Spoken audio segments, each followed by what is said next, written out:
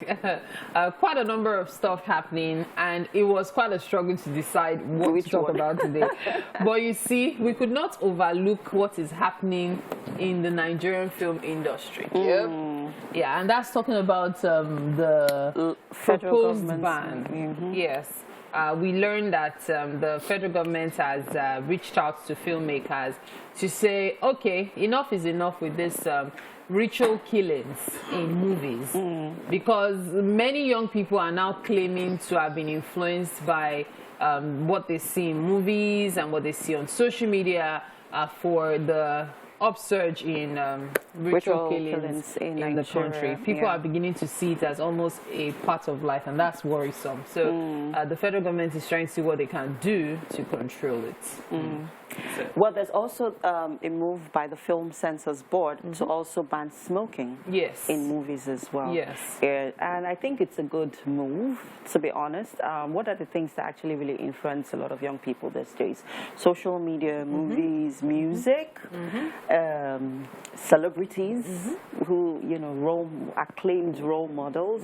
Yeah, so there's some of these things, and I feel like if there's a way to sanitize, you know, to social media space and some of the things, some of the contents that, you know, people are beginning to churn out for consumption, I think it's a way to go. It's one of those steps to take. I'm in support of it. Why is Winfrey looking like, if I start to talk?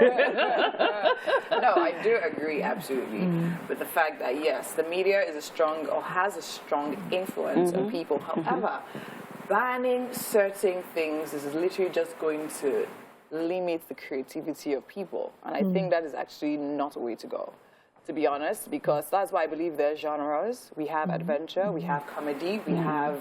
I know growing up, there's certain... Till today, I've not seen Harry Potter because my father would not allow me to watch it. Do you understand? While growing up, he also didn't allow it. I also believe that's why we have age restrictions. We have 13, 16, 18, R18. Do you understand? So now, whose responsibility it is to make sure that, fine, this thing is literally going... I mean, the people watching a certain kind of movie are watching it, do you understand? Those things need to be put in place. So also, I mean, you go to, in Nigeria, anyone can walk up to your kiosk and buy a pack of cigarettes. Is that meant to be allowed? Anyone can walk up and buy alcohol. Is that meant to be allowed? You literally have to have your identification card in certain countries. Now, who are the people responsible for putting such measures?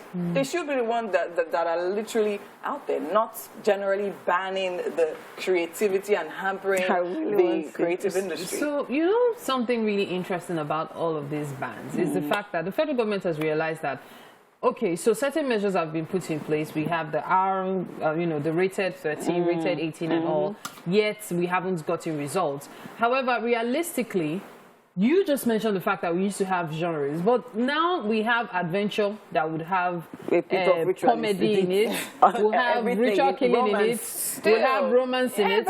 Nigerian movie industry, you cannot frame anything to a particular genre, so that already is a problem. As a whole, can you frame anything to anywhere? Auntie, be coming down. No, I'm just saying, why are you loud like this? No, I'm just saying the people meant to be taking responsibility should literally stop like hampering. That is why they are trying to see how they can actually take responsibility.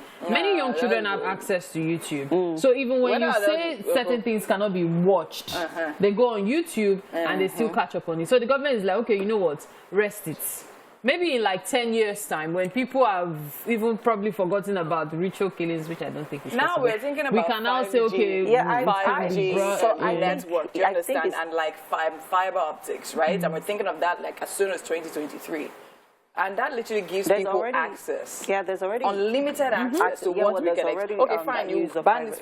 And the truth is that whether we like it or not, why is so much out there is because in our tradition, we have these things happen. It's not fabricated. But we have been over-informed of their being well, like I said, I support the move. So what move which is one way we listen, which is one in many other moves that they need to make, because sensitization is also another key thing, because you mentioned something. A young person going to a kiosk to buy a pack of cigarettes, who is, you know, controlling that, you know, form of things, or that arm of things, or that aspect of things. That's where sensitization comes in, because when people are informed, you're also looking out for one another. You're also looking, being your brother's keeper. You're also, you know, you see a child or a young person with a phone and they're watching content that they shouldn't. You're also letting them know that you shouldn't watch this. It's not good for you.